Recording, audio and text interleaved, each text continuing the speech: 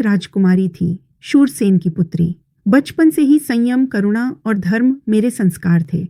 एक दिन जब मैं अपने पिता की सेवा में थी, तब महामुनि दुर्वासा आए।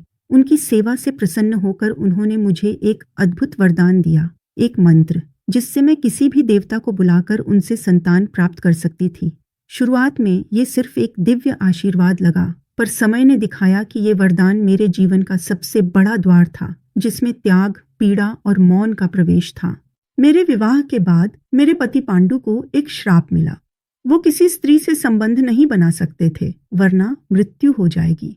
एक पत्नी और रानी के रूप में मेरा कर्तव्य था वंश को आगे बढ़ाना। तब मैंने उस मंत्र को प्रयोग में लाने का निश्चय किया। मैंने धर्मराज यम को बुलाया और युधिष्ठिर को जन्म दिया। फिर पवन देव से भीम आए, शक्ति का अवतार, और इंद्र से अर्जुन, वो योद्धा जिसकी धनुष की टंकार इतिहास बन गई। ये केवल संतान नहीं थे, ये धागे थे उस भविष्य के जो महाभारत का ताना बाना बनने वाला था। पर क्या आप जानते हैं, इन सबसे पहले मैंने कर्ण को जन्म दिया था। जब मैं अविवाहित थी, कौमार्य में मिला वो वरदान मेरे लिए एक अभिशाप बन गया और मैं उसे नदी में बहा आई। वो मेरा पहला पुत्र था, जिसे मैंने जन्म तो दिया, पर माँ बनने का अधिकार नहीं निभा सकी। जब पांडवों का बचपन बढ़ा, मैंने देखा कैसे महल की राजनीति, सत्ता की भूख और ईर्ष्या उनके चारों ओर विष फैला रही है। जब दुर्योधन ने मेरे पुत्रों को छल से वनवास भेजा, मैंने अपने आंसू छुपाकर उन्हें विदा किया और अकेलेपन को अपना लिया।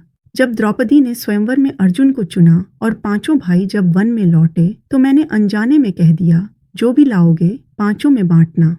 वो एक माँ की आदत थी, सब में बराबरी बांटने की, पर मेरे उसी वाक्य ने तय कर दिया कि द्रौपदी एक नहीं, पांचों की पत्नी बनेगी। फिर मैंने उसी भूल को धर्म बना दिया, ताकि भाइयों में फूट न पड़े और उनका प्रेम अक्षुण्ण रहे।